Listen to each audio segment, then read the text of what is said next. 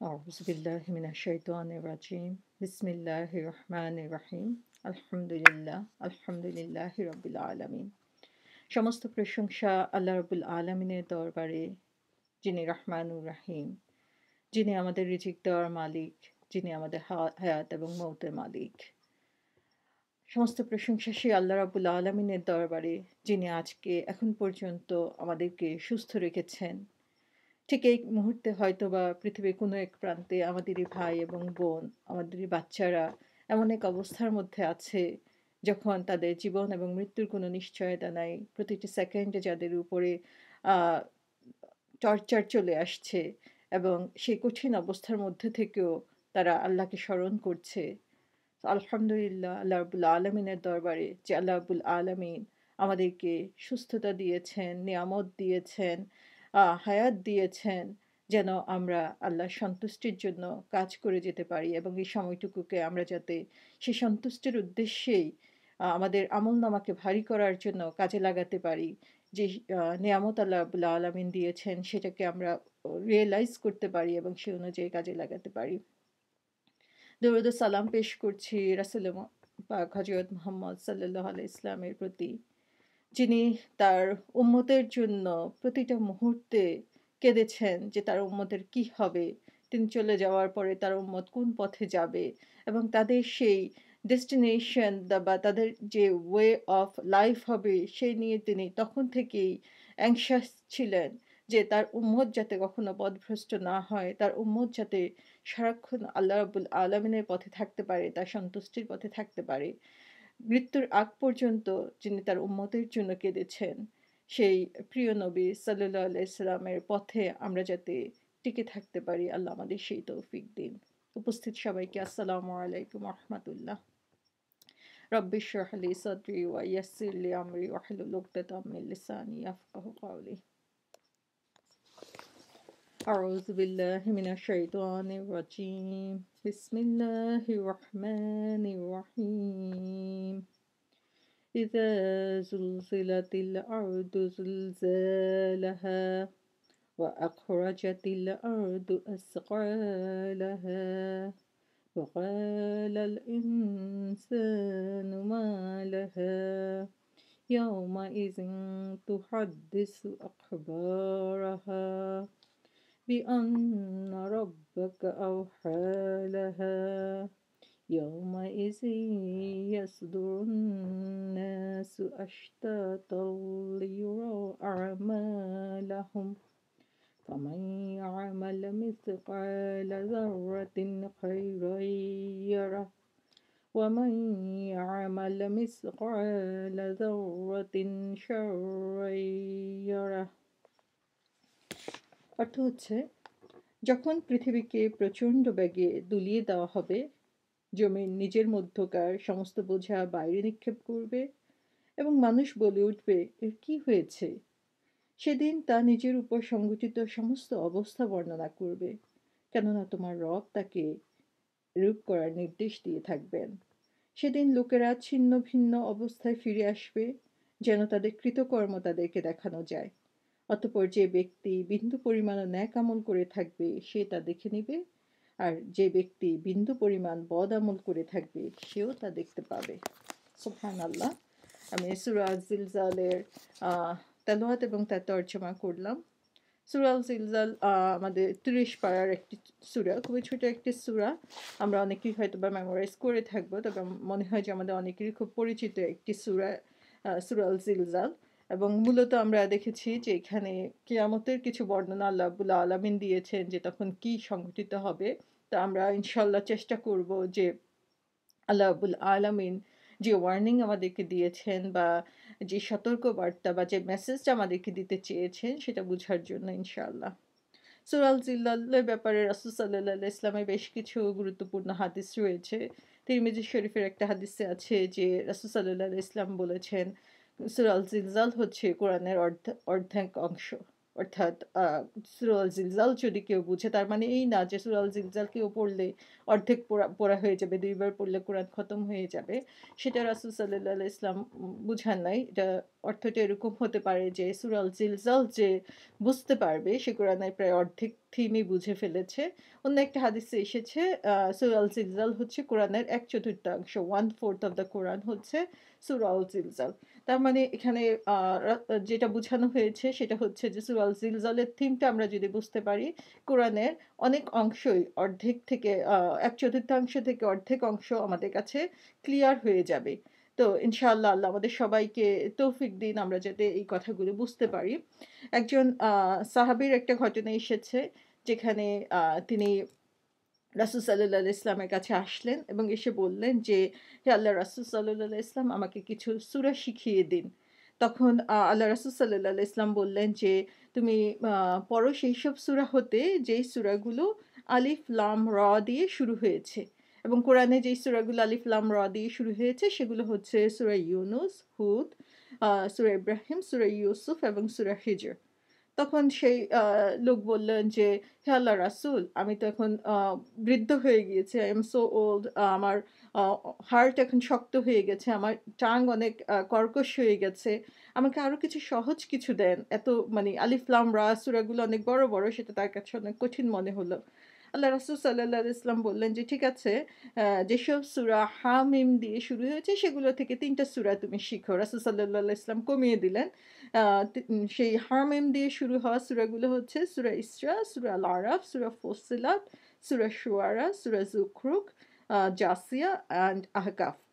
তখন সেই সাহাবী আবার রিপিট করলেন যে, "আমি বৃদ্ধ হয়ে গিয়েছি, আমার অন্তর শক্ত হয়ে গিয়েছে এবং আমার জিহ্বা কর্কশ হয়ে গিয়েছে। আমাকে আরো কিছু সহজ জিনিস দেন।" তখন রাসূল সাল্লাল্লাহু আলাইহি ওয়াসাল্লাম বললেন যে, "যেই সূরাগুলো আল্লাহর তাসবিহ দিয়ে শুরু হয়েছে সেখানে ৩ টা সূরা শিখো।" এবং সেই সূরাগুলো হচ্ছে আ আ আমরা জানি যে যেগুলা সাব্বিহ লিল্লাহি দিয়ে শুরু হয়েছে। সূরা হাদিদ, সূরা হাশর, সূরা সফ, সূরা জুমা অ্যান্ড সূরা তাগাবুন। সে সাহাবী আবারও বললেন যে, "হে আল্লাহর রাসূল আমাকে আরো কিছু সহজ জিনিস দেন।" যে তাও তার কাছে কঠিন মনে হচ্ছে যে, "আমাকে এমন একটা কিছু দেন আপনি এতক্ষণ পর্যন্ত যেই সূরাগুলো বলেছেন যে, যেই সূরাটা পড়লে আমার সবগুলো একটা comprehensive সূরা দিয়ে দেন। যেটা পড়লে আমার সবগুলাই কভার হয়ে যাবে। কিন্তু আমি too old যে আমি এতগুলো সূরা বা এই বড়, বড় সূরাগুলো আমি শিখতে পারব না।" তখন রাসূল সাল্লাল্লাহু আলাইহি ওয়াসাল্লাম বললেন যে, "ঠিক আছে তুমি সূরা আল জিলজাল পড়ো।" যখন তিনি সূরা আল জিলজাল পড়ে শোনালেন, তখন সেই সাহাবী বললেন যে, "আমি I will never add anything else to it" যে আমি সেটা আর কোনো কিছু কখনো এড করব না। যা বলা হয়েছে আমি সেটাই ফলো করব। সেই সাহাবী যখন চলে গেলেন, তখন আল্লাহ রাসূল সাল্লাল্লাহু আলাইহি ওয়াসাল্লাম বললেন যে, আ সে যদি সত্য বলে থাকে তাহলে সে সফলকাম হয়ে গিয়েছে। হি ইস দ্য সাকসেসফুল ওয়ান। সুবহানাল্লাহ! যে সে সাহাবী বলেছে যে সূরা আল জিলজালে যা আছে আমি হুবহু তাই ফলো করব এবং রাসূল সাল্লাল্লাহু আলাইহি ওয়াসাল্লাম বলেছেন সে হচ্ছে মুফলিহুন সে সাকসেসফুলদের মধ্যে অন্তর্ভুক্ত হয়ে গিয়েছে। তো সুবহানাল্লাহ! আমরা যারা আ মানে সাকসেসফুল হতে চাই এবং অনেকেই আছি আমরা যে আমাদের কাছে খুব কঠিন মনে হয়। তো সূরা আল জিলজাল হচ্ছে আমাদের জন্য সেরকম একটি সূরা যে আমরা যদি একটা সূরাও ফলো করি তাহলে আমাদের জীবন সাকসেসফুল হয়ে যাবে দুনিয়া এবং আখিরাতে। আল্লাহ রাব্বুল আলামিন আমাদেরকে কবুল করে নিন যাতে আমরা এই সূরাটাকে সঠিকভাবে পালন করে নিতে পারি। এবং আরেকজন সাহাবীর ঘটনা এসেছে এরকম যে রাসূল সাল্লাল্লাহু আলাইহি ওয়াসাল্লাম সূরা আল জিলজাল পড়ছিলেন এবং যখন শেষের ২ টা আয়াতে আসলেন যেখানে বলা হয়েছে, "ফামান ইয়ামাল মিসকালা যাররাতিন খাইরান ইয়ারা ওয়া মান ইয়ামাল মিসকালা যাররাতিন শাররান ইয়ারা।" দেখা গেল যে সেই সাহাবী কান্না শুরু করেছেন এবং বললেন যে, "দ্যাটস এনাফ আপনার আর কিছু বলতে হবে না যে এটুকুই আমার জন্য যথেষ্ট।" তাহলে আমরা দেখি যে তারা আসলে কোরআনটাকে কিভাবে বুঝেছিলেন। রাসূল সাল্লাল্লাহু আলাইহি ওয়াসাল্লাম যখন তাদের কাছে কোনো একটা সূরা উপস্থাপন করেছেন, তাদের রিঅ্যাকশনটা কি হয়েছিল? আমরা সূরা জিলজাল কত শুনি কিন্তু তারপরেও আমাদের কিন্তু সেই রিঅ্যাকশন হয় না যে সাহাবী সেই সূরা শুনে কান্না শুরু করে দিয়েছেন যে, "আমি আর কিছু চাই না। এটুকুই আমার জন্য টু মাচ।" তো আসুন আমরা দেখি বুঝার চেষ্টা করি যে সূরা আল জিলজালে আল্লাহ রাব্বুল আলামিন কি এমন কথা বলেছেন যেটা আমাদেরকে সাকসেসফুল হতে হেল্প করবে আবার সাহাবীরা এর ভয়ে কান্নাও করেছেন। ১ম আয়াতে বলা হয়েছে ইযা জুলজিলাতিল আরদু জিলজালাহা। তো আমরা ইজা শব্দটা যখন ইউজ করা হয়, ইজা মানে হচ্ছে যখন। তো যখনটা মানে হচ্ছে যে এটা হচ্ছে হবেই, এরকম একটা জিনিস বুঝানোর জন্য ইউজ করা হয়। কারণ আমরা বলতে পারি যে আ যদি আমার বাচ্চা কারো বাচ্চা মনে করেন যে আমার বাচ্চা সিক আছে, একজন মা যদি বলে যে, "যদি আমার বাচ্চা সুস্থ হয় তাহলে আমি এই কাজটা করব।" তার মানে কি বুঝা যায়? যে তার মাঝে কিন্তু হোপটা নাই, যে হতেও পারে নাও হতে পারে, একটা দোদুল্যমান অবস্থার মধ্যে রয়েছে। আর একজন মা কিন্তু এই যদি শব্দটা কখনোই ইউজ করবে না, কারণ সে ডেফিনিটলি চিন্তা করে যে তার বাচ্চা সুস্থ হয়ে চলে আসবে এবং সেজন্য সে বলবে যে যখন আমার বাচ্চা সুস্থ হয়ে যাবে তখন আমি এটা করব। তার মানে হচ্ছে যে তার মনে একটা হোপ আছে এবং সে জানে যে হওয়ার পসিবিলিটি বেশি বা সে আশা করে সেটা। তো ইজা শব্দটা আসলে সেভাবেই ইউজ করা হয়। সেটা হচ্ছে যে যেটা কোনো ডাউট নাই বা হবে এ ধরনের, যে অনেক সময় আছে যে পসিবিলিটি 50-50, সেরকম না। ইজা মানে হচ্ছে যে এই ঘটনাটা হতে যাচ্ছে এরকম একটা কিছু। এবং ইজা শব্দটা কোরআনে ইউজুয়ালি ইউজ করা হয় আ মানুষকে রিমাইন্ড করার জন্য কোনো ইম্পোর্টেন্ট কোনো ব্যাপারে, যে উইথআউট ডাউট যে জিনিসটা হ্যাপেন হবে। যে এটা জাস্ট অ্যাজ এ রিমাইন্ডার মানুষের জন্য কাজ করে। যখনই আমরা ইজা শব্দটা পাবো তখনই বুঝতে হবে যে এরপরে যে কথাটা আছে সে জিনিসটা আল্লাহর চোখে খুবই ইম্পোর্টেন্ট এবং আল্লাহ রাব্বুল আলামিন আমাদেরকে ওয়ার্নিং দিচ্ছেন যে এই জিনিসটা গোইং টু হ্যাপেন, সুতরাং বি কেয়ারফুল। জুলজিলা। সো জুলজিলা শব্দটা অ্যারাবিকে ইউজ করা হয়। জালজালা শব্দটা অ্যারাবিকে সাধারণত ইউজ করা হয় আর্থকোয়েককে বোঝানোর জন্য এবং এটা এসেছে জাল্লা শব্দটা থেকে। জাল্লা শব্দের মানে হচ্ছে কোনো কিছু স্লিপ করা, কোনো কিছু গড়িয়ে পড়ে যাওয়া সেটা। তো আমরা দেখি যে কেন জালজালাটা শব্দটা তাহলে আর্থকোয়েকের ক্ষেত্রে ইউজ করা হয়? কারণ যখন আর্থকোয়েক হচ্ছে, এই যে পৃথিবী কেঁপে, কেঁপে উঠছে, আমরা দেখি যে যেই জায়গায় আর্থকোয়েক হচ্ছে সেখানে কি হচ্ছে? কন্টিনিউয়াস জিনিস ফল করছে, আ স্লিপ করে জিনিসগুলো পড়ে যাচ্ছে এবং কেন হচ্ছে? কারণ হচ্ছে যে পৃথিবীটা তখন আনস্টেবল হয়ে যাচ্ছে। সেটার মধ্যে কোনো স্থিরতা নাই। সে কারণে হচ্ছে জিনিসগুলো স্লিপ করে, করে বা গড়িয়ে, গড়িয়ে পড়ে যাচ্ছে এবং সেজন্যই আরবিতে জালজালা শব্দটা আর্থকুয়েক বোঝানোর জন্য ইউজ করা হয়ে থাকে। আমরা এই ব্যাপারে আরেকটু ডিটেইলস পরের দিকে যাবো। আমরা এখানে দেখি যে আ আল্লাহ রাব্বুল আলামিন এই জালজালা শব্দটা কোরআনে অন্য জায়গায় ইউজ করেছেন। যেমন সূরা হাজে আল্লাহ রাব্বুল আলামিন এটি ইউজ করেছেন। ১ম দিকে আল্লাহ রাব্বুল আলামিন বলছেন, বিসমিল্লাহির রহমানির রহিম, ইয়া আইয়ুহান নাসুত্তাকু রাব্বাকুম ইন জালজা ইন্না জালজালাতাস সাআতি শাইউন আযীম। যে কি বলা হচ্ছে সেখানে, যে মানব জাতিকে উদ্দেশ্য করে বলা হচ্ছে যে তোমরা তোমাদের রবকে ভয় করো এবং যখন সেই ভায়োলেন্ট শেকিংটা হবে, লাস্ট আওয়ারের যে ভায়োলেন্ট শেকিংটা, সেটা আসলেই বিরাট একটা ব্যাপার। মানুষকে সেদিন ওয়ার্নিং দেওয়া হচ্ছে যে এই জালজালা দিয়ে, যে সেই লাস্ট মোমেন্টে যে ভায়োলেন্ট শেকিংটা, সে ভায়োলেন্ট শেকিং এর কথা বলা হয়েছে।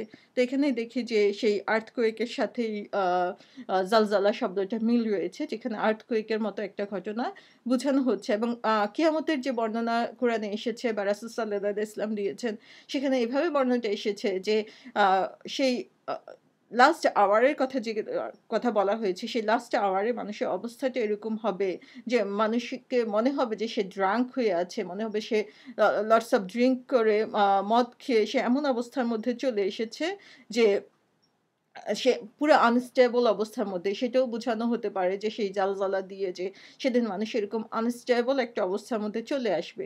আমরা দেখি যে যখন যারা ড্রাঙ্ক পিপল দেখে থাকবেন, যারা মাঝে, মাঝে আমার পেশেন্ট আমি দেখি যে ড্রাঙ্ক অবস্থায় যখন সে আসে, সে যে কি বলছে, ১ নাম্বার হচ্ছে তার ফিজিক্যালি আ সে খুবই আনস্টেবল থাকে। সে বসতে পারছে না, দাঁড়াতে পারছে না, হাঁটতে পারছে না। দেখা যায় এই ঘুরে, ঘুরে পড়ে যাচ্ছে। আবার আরেকটা অবস্থা যেটা দেখা যায় সেটা হচ্ছে যে সে যে কি বলছে বা কি বলতে চাচ্ছে, তার মেন্টাল যে ক্ল্যারিটি সেটা তখন ক্লিয়ার থাকে না এবং সে সুন্দরভাবে বা কোনো কথা ঠিকভাবে সে উপস্থাপনও করতে পারে না তখন। তো তখন মানুষের অবস্থাটা যে আনস্টেবল, সে ফিজিক্যালি এবং মেন্টালি ২ অবস্থায় সে আনস্টেবল থাকছে। তো আল্লাহ রাব্বুল আলামিন বলছেন যে যখন সেই আনস্টেবল অবস্থাটা আসবে, যখন সবকিছু মানে তার ফিজিক্যাল অবস্থাটা দেখলেও আমরা বুঝি যে সে স্লিপ করছে বা পড়ে যাচ্ছে এরকম একটা অবস্থা। তার মেন্টাল অবস্থাটাও এরকম যে সে কথা একটা বলছে, মাঝখান দিয়ে কথা কিছু ওয়ার্ড স্লিপ করে পড়ে গেল। সে বলেই নাই সেগুলা। আবার কোনো একটা কথা বলতে যাচ্ছে, তার মধ্যে আরেকটা কথা সে নিয়ে আসছে। তো এই জালজালা দিয়ে এটাও বোঝানো হতে পারে যে পৃথিবীর কম্পন as well as যখন মানুষের যে অবস্থাটা হবে, মানুষের যে আনস্টেবিলিটি, সেই কথাটাও এখানে বুঝানো হতে পারে। আ তারপরে বলা হয়েছে জুলজালাতিল আরদু। আর্দ মানে হচ্ছে পৃথিবী, সেটা আমরা অনেকেই জানি। তো বলা হচ্ছে যে পৃথিবীকে যখন এরকম ভায়োলেন্ট ভাবে শেক করা হবে সেই সময়ের কথা বলা হয়েছে এখানে। জুলজিলাত আ শব্দটার তাফসীরকারগণ বিভিন্নভাবে ব্যাখ্যা করেছেন, যে ব্যাখ্যাটা আমার কাছে খুব ভালো লেগেছে। সেটা হচ্ছে যে আরবিকে আমরা হয়তোবা অ্যারাবিক গ্রামারটা অত ভালো করে বুঝি না। সেজন্য আমি অত জটিল জিনিস বুঝানোর জন্য যাব না। কিন্তু নরমালি আমরা যেটা বুঝতে পারি সেটা হচ্ছে যে জুলজিলাত শব্দটা অ্যারাবিকে প্যাসিভ ফর্মে ইউজ করা হয়। যেমন আমি বলি যে আ আমি ভাত খাই। সেটা না বলে আমার দ্বারা ভাত খাওয়া হয়েছে। তো প্যাসিভ ফর্মে এটা বুঝানো হয়েছে যে আ এ এ এম he ate an apple, এটা না বলে an apple was eaten by him. তো জুলজালাত শব্দটা হচ্ছে সেই প্যাসিভ ফর্মে, যে কারোর দ্বারা এটা করানো হয়েছে বুঝানো হয়। এবং অ্যারাবিকে তখনই প্যাসিভ ফর্মে শব্দটা ইউজ করা হয় যখন হচ্ছে বুঝানো হয় যে যে কাজটা করা হয়েছে সেই কাজটা সো ইজি টু ডু, যে এটা করার জন্য কোনো ধরনের এফোর্ট দেওয়া লাগে না। মানে হয়তোবা খুব মিনিমাম একটা এফোর্ট দিয়েই কাজটা হয়ে যায়। যেমন আমি ভাত খাই বললে বুঝা যায় যে ও ভাত খাওয়ার একটা প্রসেস, ভাত রেডি করতে হবে। যখন বলা হয় যে আমার দ্বারা ভাত খাওয়া হয়েছে, তখন বলা মনে হচ্ছে যে ও ভাতটা অটোমেটিক্যালি বা মানে অত এফোর্টটা তখন আর বুঝা গেল না। তো জুলজিলাত শব্দটা দিয়ে এটা বুঝানো হয় যে প্যাসিভ ফর্ম যখন ইউজ করা হয় যে কোনো তেমন কোনো কষ্ট ছাড়াই খুব ইজিলি যে কাজটা হয়ে যায়। তাহলে আল্লাহ রাব্বুল আলামিন এখানে প্যাসিভ ফর্মে এটা ইউজ করার মানে হচ্ছে যে এই যে পৃথিবী সেদিন shaken হবে, পৃথিবী কেঁপে, কেঁপে উঠবে। এটার জন্য পৃথিবীকে খুব একটা কষ্ট করতে হবে না। প্যাসিভ ফর্ম ইউজ করে আল্লাহ বুঝাচ্ছেন যে তার খুব একটা কষ্ট না করেই সেদিন এই কাজটা হয়ে যাবে। যে এত ইজি। এখন দেখা যাচ্ছে যে আমরা দেখি যে আমরা যখন কোথাও আর্থকোয়েক হচ্ছে হয়তোবা খুবই সামান্য রিক্টার স্কেলে খুবই সামান্য 3-4, সেটাও দেখা যাবে যে আমাদের কাছে খুব প্রচণ্ড মনে হবে। মনে হবে যে কত কষ্ট করে যে পৃথিবীটা কেঁপে উঠছে। কিন্তু আল্লাহ বলছেন যে সেই ডে অফ জাজমেন্টে যখন পৃথিবীটা কেঁপে উঠবে, তখন দেখবা যে মনে হয় না যে তার খুব একটা কষ্ট করতে হয়েছে। সো ইজিলি সে এটা করে ফেলবে। এত কঠিন একটা কাজ সে এত সহজেই সেটা সম্পাদন করবে তখন। এবং জুলজিলাতিল আরদি জিলজালাহা, আমরা দেখি এখানে রিপিটেশন হয়েছে জিলজালা শব্দটার। তো আ এই রিপিটেশনের অনেক ধরনের অর্থ হতে পারে। যেমন কোরআনে অনেক কিছুই অনেক শব্দ ইউজ করা হয়েছে রিপিটেশনের জন্য। একটা শব্দ আছে যেটা আমরা সবাই সূরা আন-নাসে পড়ি, যে শয়তান কি করে আমাদেরকে ওয়াসওয়াসা দেয়। তো ওয়াসওয়াসা মানে কি? ওয়াসওয়াসা মানে হচ্ছে এটা একটা রিপিটেশন, কিন্তু যে শয়তান কুমন্ত্রণা দেয় আমরা বাংলাতে যেটা বলে ফেলি। সেজন্যই আসলে আমার কাছে মনে হয় যে আমাদের সবার আসলে অ্যারাবিকটা জানা দরকার। আ যে আসলে কোরআনকে বুঝার জন্য, কোরআনের সৌন্দর্যটা উপলব্ধি করার জন্য। আমরা যখন ট্রান্সলেট করি তখন বলি যে শয়তান মানুষকে কুমন্ত্রণা দেয়। আসলে কুমন্ত্রণা মানে খারাপ একটা বুদ্ধি দিল সেটা। কিন্তু অস্ওয়াসা মানে কিন্তু সেটা না। অস্ওয়াসা মানে হচ্ছে যে সে যে বুদ্ধিটা দিল, আসলো, বুদ্ধি দিল, দিয়ে তারপরে আবার চলে গেল। আবার কিছুটা গ্যাপ নিল, আবার সে আসলো। এটা কিন্তু আমরা দেখি যে এটাতে কি হয় যে এটা হিউম্যান সাইকোলজির একটা পার্ট, যে মানুষকে একবার বললে হয়তোবা সেই কথাটা তার কাছে আ অত একটা গ্রহণযোগ্য হয় না। কিন্তু বারবার, বারবার যখন বলা হয় তখন সে এটাকে অনেক ক্ষেত্রেই অ্যাকসেপ্ট করে নেয়। এবং সেজন্য আমরা জানি যে একটা আ কথা প্রচলিত আছে যে মিথ্যাকে তুমি যদি বারবার বলতে থাকো তাহলে দেখা যাবে সেই মিথ্যাটাই মানুষের কাছে সত্য বলে প্রমাণিত হবে। আজকে আমাদের মিডিয়াতে আমরা দেখি যে মিডিয়া এই তথ্যটা, এই সূত্রটা খুব ভালোভাবে ইউজ করছে, যে ঘটনা কি ঘটছে সেটা তারা সঠিকভাবে প্রকাশ না করে তারা কি করছে যে সেম জিনিসই বারবার, বারবার, বারবার, বাংলাদেশে আমরা ক্রস ফায়ার নাটক সবসময় দেখি। কিছু হলেই ক্রস ফায়ার হয়ে যাচ্ছে। সেখানে ফায়ার হোক বা না হোক, কেউ ইউজ করুক বা না করুক। তো এই কথা বলতে, বলতে সেটা মানুষের কাছে এখন নরমাল হয়ে গেছে যে হ্যাঁ, ক্রস ফায়ার হয়েছে তো কি হয়েছে? আমরা ইসরায়েলের ক্ষেত্রে দেখি এখন যে সেখানে কি করা হচ্ছে, যে মিডিয়া একপাশে ঘটনা বারবার, বারবার একইভাবে, একইভাবে দেখাচ্ছে এবং সারা বিশ্ব মনে করছে যে ও এটাই সত্যি। তো এটা হচ্ছে যে অসওয়াসার একটা টাইপ, যে বারবার হবে, থামবে, আবার আসবে। তো আর্থকোয়েক যেটা জুলজিলা শব্দটা, এই রিপিটেশন এর পেছনে একটা কারণ রয়েছে। যে এই ঘটনাটা শুধু একবার বড় একটা কাঁপুনি দিবে, থেমে যাবে সেটা কিন্তু না। এটা রিপিটেড হবে। সেজন্য আল্লাহ এই শব্দটা রিপিটেডলি ইউজ করেছেন। এই শব্দটা যখন পড়ছিলাম তখন আমার কাছে মনে হয়েছে যে এটা অনেকটাই হচ্ছে যে লেবার পেইন এর সাথে রিলেটেড, যে আমরা দেখি যে লেবার পেইন, যে রেগুলার লেবার পেইন যেটা, সেটাতে কি হয় যে পেইন হয়, তারপরে হচ্ছে একটু গ্যাপ দেয়, তারপরে পেইন হয়। কিন্তু আস্তে, আস্তে কি হয়, সেই পেইনের ফোর্সটা বাড়তে থাকে, পেইনের সিভিয়ারিটি বাড়তে থাকে। আর মাঝখানে যে ডিউরেশনটা সেটা কমতে থাকে এবং একসময় যেয়ে সেটা তীব্র আকার ধারণ করে। এবং যাদের এক্সপেরিয়েন্স আছে নরমাল ডেলিভারি, তারা সবাই জানেন যে এই লেবার পেইনটা কত কষ্টের হতে পারে। তো এটাই বলা হচ্ছে যে জুলজিলাত শব্দটা দিয়ে যে পৃথিবীটাকে কাঁপিয়ে দেওয়া হবে। কাঁপানোটা শুধু একবার জোরে কাঁপিয়ে না, বরং সেটা হচ্ছে যে একবার কাঁপবে, মাঝখানে একটা গ্যাপ হবে। তো মনে হবে যেন মানুষ একটা স্বস্তির নিঃশ্বাস ফেলবে, তখন ও আচ্ছা মনে হয় থেমে গিয়েছে। কিন্তু আবার আসবে। আবার তখন এটা আরো জোরে কাঁপিয়ে উঠবে। তো বলা হয়েছে যে জুলজিলাত শব্দটা হচ্ছে একটা ইনক্রেডিবল আর্থকুয়েক, যেটা মানুষ কখনো চিন্তাও করতে পারে না যে নরমালি আমরা যে ধরনের আর্থকুয়েক দেখে থাকি সে ধরনের আর্থকুয়েকের চেয়েও এটা অনেক বেশি বড় ধরনের আর্থকুয়েক হবে এবং রিপিটেশন এবং সিভিয়ারিটিও অনেক বেশি হবে। বলা হয়েছে এটা হচ্ছে একটা ভায়োলেন্ট কন্টিনিউয়াস রিপিটেটিভ আর্থকুয়েক, যে যে খুবই তীব্র আকারের হবে। আমরা দেখি যে কি যে রিক্টার স্কেলে যখন 6-7 হয়ে যায় তখন আমাদের কাছে সেটা মানে ফিল করাটা যে কত তীব্র মনে হয়। যে আমার মনে আছে যখন আমি মেডিকেলে পড়ি তখন দেখা গেছে যে আমরা যেই হোস্টেলে ছিলাম সেই হোস্টেলের ২ টা ব্লক রয়েছে। তো আমি পিছনের ব্লকে ছিলাম। সেখানে ১ বালতি পানি ছিল। আমি বারান্দায় দাঁড়িয়েছিলাম। তো দেখা গেল যে সেটা সম্ভবত অ্যারাউন্ড 5 or 6 ছিল রিক্টার স্কেলে যে আর্থকুয়েকটা। কিন্তু যেই সিভিয়ারিটি আমি দেখেছি সেটা আমি কখনো ভুলতে পারব না। যে আমি সে দেখলাম যে যখন কেঁপে উঠল তখন আমি বুঝতে পারি নাই ফার্স্টের দিকে যে কি হলো। দেখলাম যে বালতির পানিটা উপচে পড়ে গেল। যে যেমন সমুদ্রে জোয়ার আসলে যেরকম হয়, পানি অনেক দূর পর্যন্ত চলে যায়, সেরকমভাবে বালতির পানিটা চলে গেল। এবং আমার সামনের ব্লকটা যেহেতু এটা আ ৩ তলা বিল্ডিং ছিল, দেখা গেল যে সামনের ব্লকটা আমরা দেখি বাতাস আসলে সুপারি গাছ বা বড় গাছগুলো যেরকমভাবে নড়তে থাকে, বিল্ডিংটা সেরকমভাবে নড়ছে। সুবহানাল্লাহ! যে আ এই 5-6 দেখেই আমার কাছে মনে হয়েছে যে কি তীব্র, এবং মানুষ ভয়ে কেঁপে ওঠে। তারপর যখন সুনামি হয়েছে তখন আমরা দেখেছি যে সেই আন্ডার ওয়াটার যেই আর্থকুয়েক হয়েছে, সেই আর্থকুয়েকের তীব্রতায় সুনামির পানি কত দূর পর্যন্ত গিয়েছে এবং যত দূর পর্যন্ত গিয়েছে সমস্ত জায়গা কিভাবে ভাসিয়ে নিয়ে চলে এসেছে সমস্ত জিনিস সেখানকার। তো বলা হয়েছে যে এই জুলজিলা শব্দটা দিয়ে যে এটা হবে খুব ভায়োলেন্ট এবং কন্টিনিউয়াস রিপিটেটিভ, যে কিছুক্ষণ হয়ে থেমে যাবে। আমরা দেখা যায় যে ২ মিনিট ৩ মিনিট হয়েছে, সেটাতেই দেখা গেছে যে অনেক জায়গা একদম ভেঙে চুরমার হয়ে গিয়েছে। অনেক বড়, বড় বাড়িঘর, বিল্ডিং ভেঙে চুরমার হয়ে গিয়েছে। কিন্তু সেই বড় যেই জিলজালার কথা আল্লাহ রাব্বুল আলামিন এখানে বলছেন সেটা হবে এত তীব্র যে রিপিটেটিভলি এবং খুব জোরে এবং কন্টিনিউয়াসলি সেটা হতে থাকবে। যে কত তীব্র হতে পারে আমরা আসলে সেটা ইমাজিনও করতে পারি না অনেক সময়। তা আল্লাহ রাব্বুল আলামিন সেই সিম্বলিক হিসাবেই হয়তোবা আমাদের জন্য বারবার সেই ভয়ঙ্কর সেই আর্থকুয়েক গুলা দিয়ে দিচ্ছেন, সেই সুনামি দিয়ে দিচ্ছেন, যাতে আমরা বুঝতে পারি যে সেই দিনটা আসলে কেমন হবে। এবং তাফসীরকারগণ আরো সুন্দর ব্যাখ্যা করেছেন যে লাস্ট শব্দটা এখানে ১ নম্বর আয়াতে জিলজালাহা। তো জিলজালা শব্দটা আমরা বুঝতে পেরেছি যে এটা কি ধরনের আর্থকুয়েক।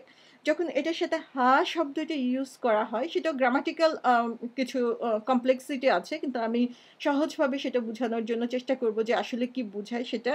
তো হা শব্দটা যখন শেষে ইউজ করা হয় তখন হচ্ছে কাকে বুঝাচ্ছে এটা? আর্থকে বুঝাচ্ছে। এটা হচ্ছে এক ধরনের প্রোনাউন। তো সেই প্রোনাউনটা, জাস্ট প্রোনাউনটা কি হচ্ছে? আর্থকে বুঝাচ্ছে, পৃথিবীকে বুঝাচ্ছে। যে আসলে কি হচ্ছে যে পৃথিবীটার কথা আল্লাহ রাব্বুল আলামিন এখানে বারবার রেফারেন্স দিয়ে বুঝাচ্ছেন। কারণ পৃথিবীর বুকে আমরা যখন থাকি ততক্ষণ দেখা যায় আমরা নিজেদেরকে সেফ মনে করি, সিকিউরড মনে করি, এবং কোনো সমস্যা হলে আমরা কি করি? যে পৃথিবীর বুকে আশ্রয় নেওয়ার জন্য আমরা চেষ্টা করি। তো বলা হয়েছে যে যাকে তুমি তোমার সেফটি গ্যারান্টি হিসেবে নিচ্ছ অথবা সিকিউরিটি গ্যারান্টি হিসেবে নিচ্ছ, সেই পৃথিবীটারই এরকম করুণ অবস্থা হবে। আমরা যখন বড় কোনো রাইডে চড়ি অথবা রোলার কোস্টারে চড়ি তখন আমরা দেখতে পাই যে যখন উপর দিয়ে যেতে থাকি কিরকম ভয় লাগে, যে পৃথিবী থেকে যত দূরে সরে যাই তত মনে হয় যে আমাদের কাছে যে আল্লাহ যদি আবার ফিরে না আসতে পারি, যদি কিছু একটা হয়ে যায়, সেই ভয়টা ততক্ষণ তীব্র থাকে। তো সেই মানুষই আমি কিন্তু পৃথিবীর বুকে সারাক্ষণ হাঁটছি। কিন্তু আমার কাছে কিন্তু এই ভয়টা আসে না যে কিছু একটা ঘটে যাবে। যখনই এই পৃথিবীর বুক থেকে আমি দূরে সরে যাচ্ছি তখনই সেফটি কোয়েশ্চেনটা আমার কাছে বারবার চলে আসছে। তো আল্লাহ রাব্বুল আলামিন বুঝাচ্ছেন যে, যেই পৃথিবীকে আঁকড়ে ধরে তুমি আজকে এখানে বসে আছো এবং সেফ এবং সিকিউরড মনে করছো, এটা আসলে সেফ না। সেই পৃথিবী সেদিন এরকম ভয়ঙ্করভাবে কেটে উঠবে। এটা আরেকটা মিনিং হচ্ছে যে যখন হা শব্দটি ইউজ করা হয়েছে তখন এটাকে একটা ইউনিক ফর্ম দেওয়া হয়েছে। যে আর্থকুয়েকটা হবে এই আর্থকুয়েকটাকে আমি যেমন একটু আগেই বললাম যে হয়তোবা আল্লাহ এটা বুঝানোর জন্যই সুনামি দিচ্ছেন, এটা বুঝানোর জন্যই রিক্টার স্কেলে 7 আর্থকুয়েক আমাদেরকে দিচ্ছেন। কিন্তু আল্লাহ বলছেন যে এই যে আর্থকোয়েকের কথা আমি বলছি, এই যে কাঁপুনির কথা বলছি, সেই কাঁপুনি পৃথিবীর কোনো কিছুর সাথেই কম্পারেবল না। সেটাই হা শব্দটা দিয়ে বুঝাচ্ছেন যে যতই আমরা ওইটার সাথে তুলনা করতে চাই, সেটা আসলে তুলনা করা যাবে না। যেই সিভিয়ারিটি সেটা আমরা কখনোই আ তুলনা করে বুঝাতে পারবো না। এবং এখন যখন আরেকটা অর্থ হচ্ছে যে এখন আমরা দেখি যে পৃথিবীর যেখানে আর্থকোয়েক হচ্ছে হয়তোবা বাংলাদেশে আর্থকোয়েক হলো অথবা আ জাপানে আর্থকোয়েক হচ্ছে। তো একটা নির্দিষ্ট জায়গায় হচ্ছে। হয়তোবা পাশের এরিয়াতেও টের পাচ্ছে না যে সেখানে আর্থকোয়েক হয়েছে। বাংলাদেশ ছোট্ট একটা দেশ। সেখানে ঢাকায় হলে চিটাগাং জানে না, চিটাগাং হলে ঢাকায় জানে না। তো আল্লাহ রাব্বুল আলামিন এখানে বুঝাচ্ছেন যে এইটা শুধু একটা ছোট্ট একটা পার্টের মধ্যে হবে না। হোল ওয়ার্লড জুড়ে, হোল আর্থ জুড়ে, হোল ইউনিভার্সই অ্যাকচুয়ালি সেই শেকিংটা ফিল করবে। আ এবং এই শেকিংটা কিরকম হবে? আজকে আমরা যেটা বলি রিক্টার স্কেলে আমরা শেকিংটাকে মাপি 4, 5, 6 যতটুকুই হচ্ছে। কিন্তু আল্লাহ বলছেন যে সেই শেকিংটা হবে তার মেক্সিমাম লিমিট। পৃথিবীর যে মেক্সিমাম লিমিট রয়েছে সেটা কত হবে? 10, 20 উই ডোন্ট নো। যে আল্লাহ রাব্বুল আলামিন বলছেন যে সেই লিমিটটা হবে তার মেক্সিমাম লিমিট। তো আমার কাছে যে জিনিসটা লাস্ট অর্থটা যেটা যে হাত দিয়ে বুঝানো হয়েছে সেই জিনিসটা আমার কাছে আ খুবই গুরুত্বপূর্ণ মনে হয়েছে এবং মনে হয়েছে যে আমরা অনেক সময় মনে করি যে আচ্ছা ডে অফ জাজমেন্ট কবে হবে? আমরা অনেক সিম্বল পড়ি যে ডে অফ জাজমেন্ট আসার আগে এই সাইন দেখা যাবে। তো আমরা অনেক সময় মনে করি ও আচ্ছা এগুলো আসতে তো অনেক বাকি আছে। তো অনেক সময় আমরা সেই ডে অফ জাজমেন্টটা যে আমাদের খুব ক্লোজ সেটা আমরা ফিল করতে পারি না। কিন্তু এখানে আরেকটা অর্থ বলা হয়েছে সেটা হচ্ছে যে এই যে পৃথিবী তার মেক্সিমাম লিমিটে আ কেঁপে উঠবে, কন্টিনিউয়াস একটা সিভিয়ার কাঁপুনি তার মধ্যে দেখা যাবে এবং সেটা করতে তার আসলে খুব একটা এফোর্ট তার দিতে হবে না, যেটা আমরা আগে অর্থটা এক্সপ্লেইন করেছি। সেই যে পৃথিবী কেঁপে উঠবে, সে কেন করবে? পরের দিকে আয়াতে আমরা যেয়ে দেখব যে আল্লাহ রাব্বুল আলামিনের নির্দেশ পালন করার জন্যই সে এটা করছে এবং পরে আমরা সেটা এক্সপ্লেইন করছি। কিন্তু এখানে হা শব্দটা দিয়ে তাফসীরকারগণ বলছেন যে এই জিনিসটাকে এভাবে ইমপ্লাই করা হচ্ছে যে আ পৃথিবী আল আল্লাহর কাছে প্রমিস করে এসেছে যে আল্লাহ যে অর্ডার দিবে এবং আল্লাহ তাকে বলে দিয়েছেন যে তার ডেস্টিনেশন কি, তাকে এই কাজটা ফুলফিল করতে হবে। এবং পৃথিবী খুব কেয়ারলি ওয়েট করছে, খুব তীব্র আকাঙ্ক্ষা নিয়ে বা প্রতীক্ষা করছে যেটা যে কখন আল্লাহর সেই হুকুমটা আসবে এবং হুকুমটা আসার সাথে, সাথে সে এটা ফুলফিল করতে পারবে। যে এই পৃথিবী কিন্তু ডিটারমাইন্ড, সে একটা লাইভ থিং না। কিন্তু সে ডিটারমাইন্ড যে তার রব আল্লাহ তাকে যে অর্ডার করেছে সেটা ফুলফিল করার জন্য বসে থাকবে। তা আমরা হয়তোবা ফিল করছি যে ডে অফ জাজমেন্ট অনেক দূরে হতে পারবে। সে আর্থকুয়েক আমরা দেখব কি দেখব না। আমরা অনেকটা অনিশ্চয়তা। আমরা চিন্তা করার চেষ্টা করি কিন্তু অনিশ্চয়তায় থাকি যে হয়তোবা আমার সময়ে এটা হবে না। তো সেই ব্যাপারে আমরা নিশ্চিত হয়ে যাই। কিন্তু এই ব্যাপারটা আমাদেরকে অবশ্যই চিন্তা করতে হবে যে পৃথিবী একটা জড় বস্তু, একটা যার কোনো প্রাণ নাই, সে খুব অধীর অপেক্ষায় বসে আছে কখন তার রব তাকে অর্ডার দিবে আর সে সেটাকে কমপ্লিট করে তার উপর যে দায়িত্ব ছিল সেটাকে সে পালন করে সে স্বস্তি পাবে সেখানে। আজকে আমরা হিউম্যান বিইং যাদেরকে আল্লাহ রাব্বুল আলামিন আশরাফুল মাখলুকাত করে তৈরি করা হয়েছে, আমরা কি আমাদের রবের কাছে কোনো প্রমিস দিয়ে এসেছিলাম? আমাদেরকে যখন সৃষ্টি করা হয়েছিল তখন কি আমরা বলি নাই যে, "তুমিই আমাদের রব"?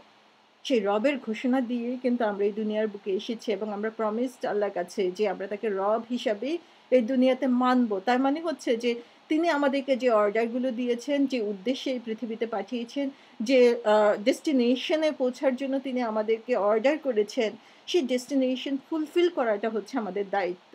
এখন আমরা যদি সেই মাটির সাথে নিজেদেরকে কম্পেয়ার করি, যে মাটির বুকে আমরা দম্ভ ভরে হাঁটি, দপদপ করে হেঁটে যাচ্ছি, কোনো কেয়ার করছি না। সেই মাটির সাথে আমরা যখন কম্পেয়ার করি, তখন দেখব যে আমাদের অবস্থানটা তার তুলনায় আসলে কত। আমরা কি নিজেদেরকে আশরাফুল মাখলুকাত হিসাবে, শ্রেষ্ঠ হিসাবে আল্লাহর কাছে প্রুভ করতে পারছি কিনা? আমরা কি আমাদের যেই প্রমিস আল্লাহর কাছে দিয়ে এসেছি, সেই প্রমিস আমরা ফুলফিল করছি কিনা? এই জিনিসটা আমাদেরকে এখন চিন্তা করতে হবে এখান থেকে যে আমরা আল্লাহ রাব্বুল আলামিন এভাবেই আমাদেরকে সেই দিকেই টেনে নিয়ে যাচ্ছেন আমাদের চিন্তাভাবনা যে, দেখো এই পৃথিবী তার যে নির্দেশ ছিল, সে নির্দেশকে ফলো করার জন্য কত অপেক্ষা করে বসে আছে। আর তুমি তোমার নির্দেশকে পালন করার এত সুযোগ পাচ্ছ, এত নিয়ামত পাচ্ছ, এত সুবিধা পাচ্ছি আমরা। তারপরেও আমরা কিভাবে সে আল্লাহর সে নির্দেশগুলোকে ফলো করছি না, করার চেষ্টা করছি না অথবা অনেক সময় আমরা জানারও চেষ্টা করি না। যে অনেকেই আছে যে যখন আমরা বলি যে ঠিক আছে কোরআনটাকে একটু বুঝে পড়েন, বুঝে পড়ার জন্য চেষ্টা করেন। না বুঝে পড়লেই তো কোরআন পড়লেই তো আমাকে মানতে হবে। এই ভয়ে সে কোরআন বুঝার জন্য চেষ্টাও করে না। সুবহানাল্লাহ! আল্লাহ আমাদেরকে হেফাজত করুন যে আল্লাহ আমাদেরকে যে পারপাস এ তৈরি করেছেন, সেই পারপাস ফুলফিল করার জন্য আমরা কতটুকু আগ্রহের সাথে ওয়েট করছি আল্লাহ রাব্বুল আলামিন সেটা দেখছেন। আ আয়াত নম্বর 2 তে বলা হয়েছে, ওয়া আখরাজাতিল আরদু আসকালাহা। আখরাজি শব্দের মানে হচ্ছে যে আ কোনো কিছুকে বের করে আনা এবং বের করাটা হচ্ছে কি ধরনের বের করা? যে কোনো কিছু ভিতর থেকে কোনো কিছুকে বের করে নিয়ে আসা অথবা কোনো কিছুর ভিতর থেকে কোনো কিছু expelled হওয়া, আ আ নির্গত হওয়া, বের হয়ে চলে আসা সেটাকে বলা হচ্ছে আখরাজা। আখরাজা ছাড়াও কোরআনে অন্য জায়গায় এরকম কোনো জিনিস বের করে নিয়ে আসা আরো কিছু ওয়ার্ড ইউজ করা হয়েছে যেটা আমার কাছে খুব ইন্টারেস্টিং মনে হয়েছে। একটা হচ্ছে বারাজা শব্দটা যে বারাজা মানে হচ্ছে কোনো কিছু সূরা নাজিয়াতে এটি ইউজ করা হয়েছে যে কোনো কিছু বের করে এনে আ কারো সামনে উপস্থাপন করা। আবার তরাদা শব্দটি ইউজ করা হয়েছে সূরা আনামে যে কোনো কিছু বের করে দূরে ঠেলে দেওয়া। আর খাল্লাতা শব্দটি ইউজ করা হয়েছে সূরা শিক্কাকে যেখানে বলা হয়েছে যে আ কোনো কিছুকে এম্পটি করে ফেলা, বের করে এম্পটি করে ফেলা এবং সেটি ইউজ করা হয় সাধারণত যে যখন প্রেগন্যান্ট ওমেন তার ডেলিভারির সময় তার বার্থ দেওয়ার পরে ডেলিভারির পরে সে যখন একটা মানে স্বস্তির নিঃশ্বাস ফেলে সেটার সাথে তুলনা করা হয়েছে এই খাল্লাদ শব্দটাকে। তো আখরাজে শব্দটাকে এরকম বলা হয়েছে সামথিং বিং এক্সপেল, যে একবার আমরা চিন্তা করি যে পৃথিবী কি করবে সেটাকে এক্সপেল করার জন্য সে অধীর আগ্রহে অপেক্ষা করছে যে তার ভিতরে কি আছে সেগুলোকে বের করে দিবে এবং মানুষ যখন কঠিন অবস্থা বা বোঝা থেকে বের হয়ে এসে যখন যে স্বস্তির নিঃশ্বাস ফেলে সেই অবস্থার সাথে এটাকে তুলনা করা হয়েছে যে সে তখন স্বস্তির নিঃশ্বাস ফেলবে তার ভিতর থেকে সবকিছুকে বের করে দিয়ে। তারপরে বলা হয়েছে আখরাজাতিল আরদু, মাটি কি করবে, পৃথিবী কি করবে, আসকালাহা, তার ভিতর থেকে। আসকালা শব্দটা মানে হচ্ছে বার্ডেন, যে তার ভিতরে যে বার্ডেন গুলো ছিল সেগুলোকে সে বের করে দিবে। সিকল শব্দটা থেকে এটা এসেছে যে কোনো জিনিস যেগুলো হচ্ছে কোনো জিনিসের ভিতরে থাকে সেরকম জিনিসকে সে বের করে দিবে। তার মানে হচ্ছে আমরা সিকল শব্দটি ইউজ করা হয় যেমন ঘরের ভিতরে কি আছে, ফার্নিচার আছে। তো এই ফার্নিচারের জন্য এই আসকালা শব্দটা ইউজ করা হয় যে ঘরের ভিতরে এই ফার্নিচারগুলোই তাকে হেভি করে রাখছে। সিকল দিয়ে এই বার্ডেনটা, এই হেভিনেসটাকে বোঝানো হচ্ছে যে পৃথিবীর ভিতরে যা কিছু আছে সেটা নিয়ে সে মনে হয় যেন সে খুব হেভি হয়ে আছে। কখন সে বের করবে তার পেটের ভিতর থেকে সেই নিয়ে সে চিন্তায় আছে, যে সেই অপেক্ষার মধ্যে আছে। তো সিকল শব্দটা অ্যারাবিকে আবার আরেকটা অর্থে ইউজ করা হয়, সেটা হচ্ছে যে যখন আমরা কোথাও ট্রাভেল করি তখন আমরা কি করি যে ব্যাগ ভর্তি করে জিনিস নিয়ে যাই, যে এই ব্যাগের ভিতরে এই জিনিস ওই জিনিস কত টুকটাক জিনিস লাগে তাই না? বাচ্চা-কাচ্চা নিয়ে কোথাও যেতে গেলে আরো বেশি জিনিস লাগবে, যা আছে কি লাগতে পারে সবকিছু চিন্তা করে আমরা দেখা যায় সেই ব্যাগটাকে ডাম্প করি সেখানে। তো বলা হয়েছে যে সিকল শব্দটা দিয়ে যখন আমার ট্রাভেল শেষ হচ্ছে, যখন আমি আমার ডেস্টিনেশনে পৌঁছি, তখন সেই ডেস্টিনেশনে পৌঁছে সেগুলোকে ড্রপ করা এবং সেখান থেকে জিনিসপত্রগুলো রিলিজ করা, সেটাকেও সিকল বলা হচ্ছে।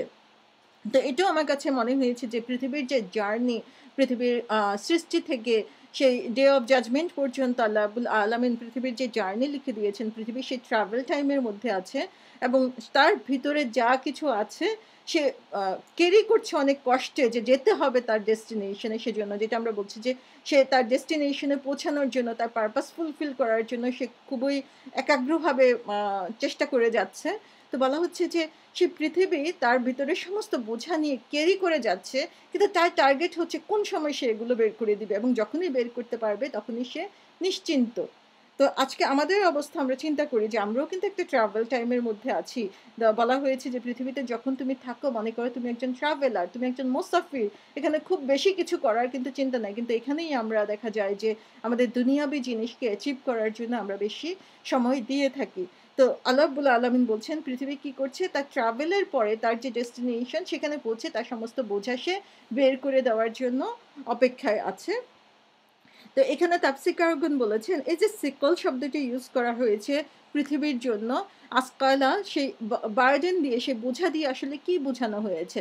তো বলা হয়েছে যে এখানে ২ টা জিনিস বোঝানো হয়েছে। তার একটা বোঝা হচ্ছে যে তার ট্রেজার্স, যে পৃথিবীর বুকে আমরা জানি যে অনেক ট্রেজার রয়েছে, যে আমরা এই পৃথিবীর বুকে আমাদের যে লাইফের যে টার্গেট, অনেক সময় আমরা যদি জিজ্ঞাসা করি এই মেন লাইফ কি? ডাক্তার হওয়া, ইঞ্জিনিয়ার হওয়া, বিজনেসম্যান হওয়া, অ্যাস্ট্রোনট হওয়া, আমরা অনেক কিছুই বলবো। আমাদের টার্গেটটা মূলত দেখা যায় এই দুনিয়া কেন্দ্রিক। তো পৃথিবীর বুকে পৃথিবীর যে ট্রেজার গুলো রয়েছে, মানুষ সেই ট্রেজারের জন্যই কিন্তু দেখা যায় যে কি করে? দুনিয়াতে যত খারাপ কাজ করছে, আজকে আমরা ঘুষ খাই, দুর্নীতি করি, অথবা ইন্টারেস্টের মধ্যে যাই, অথবা চুরি করি, ডাকাতি করি, যাই করি না কেন, মিথ্যা কথা বলি, আহ, আহ, সমস্ত কিছুই হচ্ছে একটা উদ্দেশ্যকে নিয়ে, এবং ম্যাক্সিমাম ক্ষেত্রে আমাদের এটা পারপাস অফ লাইফ হয়ে যায় যে দুনিয়া আমরা কত অ্যাচিভ করতে পারি, দুনিয়ার অ্যাচিভমেন্টে আমাদের মেইন টার্গেটে পরিণত হয়। এবং যে কারণে দেখা যায় সেই গোল্ডের জন্য, সেই ডায়মন্ডের জন্য, সেই টাকা পয়সার জন্যই আমরা কি করি, ডিস্ট্রাক্টেড হয়ে যায় যে আল্লাহর সাথে আমাদের রিলেশনটা কি ছিল, আল্লাহকে আমরা কি প্রমিস করে এসেছি সে কথাটা আমরা ভুলে যাই। তো বলা হয়েছে যে একটা স্কারলা হচ্ছে একটা বার্ডেন, হচ্ছে তার ট্রেজার যেটা তার মধ্যে রয়েছে, এবং যেটা বলা হয়েছে যে মানুষ সেদিন অবাক হয়ে যাবে যখন তার সামনে দেখা যাবে যে স্বর্ণ রৌপ্যের পাহাড়। সুরিন ফিতরেও সেই কথাগুলো এসেছে যে যখন মানুষের সামনে ডে অফ জাজমেন্টে দাঁড়াবে, আমরা জানি কত অসহায় আমরা সেদিন থাকবো, সেখানে যখন তার সামনে mountains of gold, mountains of diamond, mountains of silver, mountains of precious Stones যখন তার সামনে পড়ে থাকবে, কিন্তু সেদিন কি হবে? আল্লাহ রাব্বুল আলামিন কি এগুলো কেয়ার করবেন? Excuse me. সেগুলো সেদিন তার কোনো কাজেই লাগবে না। তখন মানুষ আফসোস করে বলবে যে হায়, এই কি সেই সম্পদ? এই কি সেই টাকা পয়সা যার জন্য আমি এত অন্যায় করেছি, যার জন্য আমি আমার ভাইয়ের সাথে, আমার বোনের সাথে সম্পর্ক নষ্ট করেছি। এই কি সম্পদ যার জন্য আমি এত খারাপ কাজ করেছি। যে আজকে দেখা যায় যে এই সম্পদের লোভে ভাই ভাইকে মারছে, এই সম্পদের লোভে ভাই বোনের সম্পর্ক নষ্ট হচ্ছে, এই সম্পদের লোভেই এক আত্মীয় আরেক আত্মীয়কে হত্যা করছে।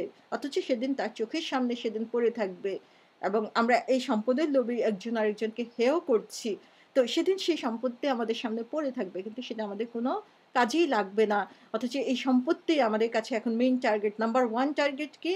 এই জিনিস আমাদেরকে পেতে হবে, এবং সেই সম্পদের বড়াই করেই কিন্তু আমরা দুনিয়ার বুকে টিকে থাকার জন্য চেষ্টা করি। তো বলা হয়েছে যে এই ট্রেজার হচ্ছে তার জন্য এক ধরনের বার্ডেন, যে সে এগুলা যে ধারণ করে আছে, আসলে পৃথিবী মনে করছে যে এগুলো আমাকে দেওয়াই হয়েছে একটা বোঝা হিসাবে, কখন আমি সেগুলো বের করে নিব, কারণ পৃথিবী এই জিনিস দেখার জন্য সে প্রস্তুত না যে মানুষ দুনিয়াতে এসে এই সম্পদের জন্য এভাবে মারামারি করবে। আরেকটা বলা হয়েছে আসকালা বলতে যে এই বোঝাটা বোঝানো হতে পারে যে হিউম্যান বডি অথবা ডেড বডি, সেটা হিউম্যান, অ্যানিমাল আর আদার্স ক্রিয়েচার যারা রয়েছে তাদের ব্যাপারেও হতে পারে। যে ডেড বডির কথা বলা হয়েছে যে মানুষের যারা মারা গিয়েছে, যাদেরকে কবরে রাখা হয়েছে, তারা যেমন হতে পারে, তেমনিভাবে যারা পানিতে মারা গিয়েছে, যারা পুড়ে গিয়েছে, বা যে কোনোভাবেই তারা মারা গিয়েছে, আজকে মাটির সাথে, মাটির বুকের তারা জমে আছে, এবং সেখান থেকে আল্লাহ রাব্বুল আলামিন তাদেরকে বের করে আনবেন। এটাও তাদের জন্য এক ধরনের বোঝা। তার কারণ হচ্ছে যে এই যে মানুষগুলো তারা কি করেছে, যে তারা তাদের যে রিয়েলিটি ছিল, আসলে বাস্তবতা যেটা, যে একসময় আমাদেরকে আল্লাহর কাছে পৌঁছতেই হবে, আসলে বাস্তবতা যেটা সেটা হচ্ছে যে আমরা এই দুনিয়াতে যা করছি সমস্ত কিছুর জন্য আল্লাহর কাছে হিসাব দিতে হবে। আসলে বাস্তবতা যেটা সেটা হচ্ছে যে এই দুনিয়ার জীবন খুবই নশ্বর, এই দুনিয়ার জীবন খুবই ক্ষণস্থায়ী, এই দুনিয়ার জীবন একসময় শেষ হয়ে যাবে, এবং আখিরাতে যে আমাকে এর জন্য হিসাব দিতে হবে। তখন মানুষ বুঝতে পারবে যে এই যে ওয়েলথ, এই যে সম্পদ, এর পিছনে যে আমি এত সময় দিয়েছি, এই এর পিছনেই যে আমার জীবনের প্রত্যেকটা মুহূর্ত নষ্ট করেছি, এই সম্পদ আজকে আমার কোনো কাজেই লাগছে না। তখন সে সেটা বুঝতে পারবে, এবং সেই তারা সেটা বুঝতে পারবে যে তাদের ফাইনাল সাকসেস আসলে আসতো যখন তারা আল্লাহকে ফলো করত। তাদের মেইন টার্গেটে তারা তখনই পৌঁছতে পারত যখন আল্লাহকে দেওয়া প্রমিস তারা ফুলফিল করতে পারত। এবং সেই ডেড বডিগুলো আজকে পৃথিবীর জন্য সেটা একটা বার্ডেন হিসেবে রয়েছে, যে পৃথিবী চায় না সেগুলোকে ধরে রাখতে, যে এই মানুষ তারাই হচ্ছে এই খারাপ কাজগুলো এই দুনিয়ার বুকে করেছে, এই মানুষই পৃথিবীর বুকে দম্ভ করে চলেছে। এবং এই মানুষগুলোকেই তখন, বা এই ডেড বডিগুলোকেই তারা বের করে দেওয়ার জন্য পৃথিবী তখন অস্থির হয়ে থাকবে।